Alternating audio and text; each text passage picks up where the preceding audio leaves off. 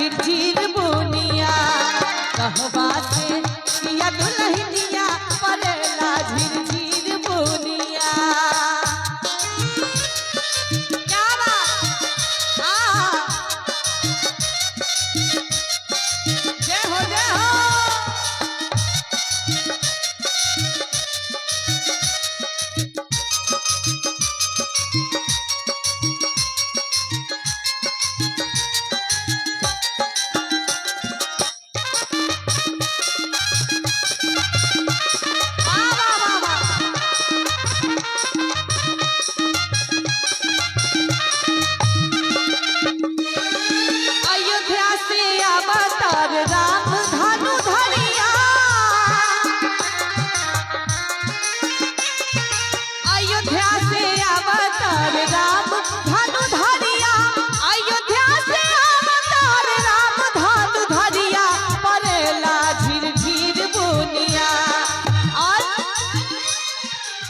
हमारे दुल्हे राजा अयोध्या धाम से पहुंचकर मिथिला धाम में प्रवेश करने वाले हैं, लेकिन हमारी सिया जी हैं जिनका आज शुभ विवाह होने जा रहा है, उनके लिए कहना है कोहबर से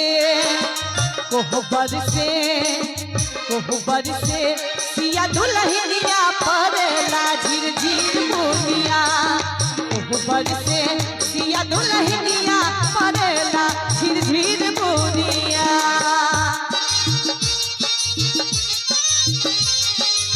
जय हो जय हो।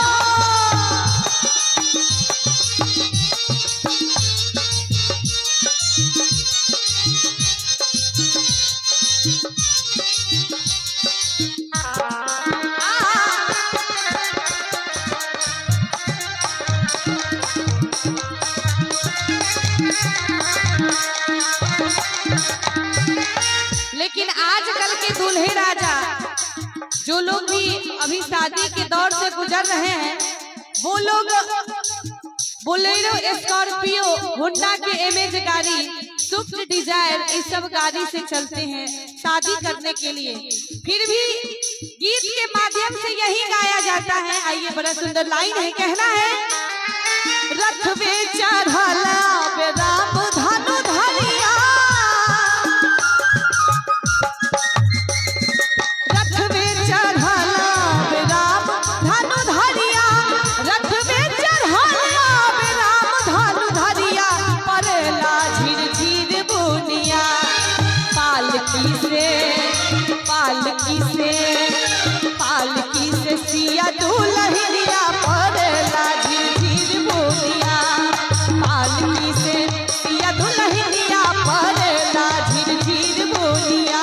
झिरझिर बुनिया हो, झिरझिर बुनिया हो, परेला झिरझिर बुनिया। जय हो। कहवा से क्या बाबा, आइए, क्या नाम हुआ सर आपका? सदाबहार। नहीं, आप दुल्हन पक्ष से आए हैं आशीर्वाद देने। वाह वाह वाह, क्या बात है, बहुत सुंदर आशीर्वाद हमारे दुल्हन पक्ष के जो चाचा हैं उनकी तरफ से आया है इस गीत पे। क्या बात, कहना है इनके लिए।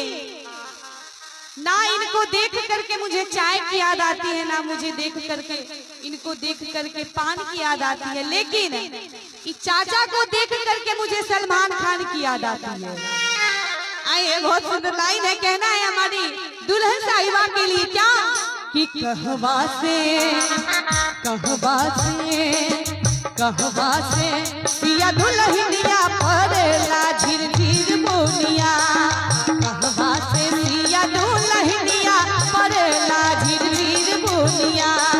कहवा से सिया दुल्हनिया परेला झिरझिर बुनिया। कहवा से सिया दुल्हनिया परेला झिरझिर बुनिया। कहवा से सिया दुल्हनिया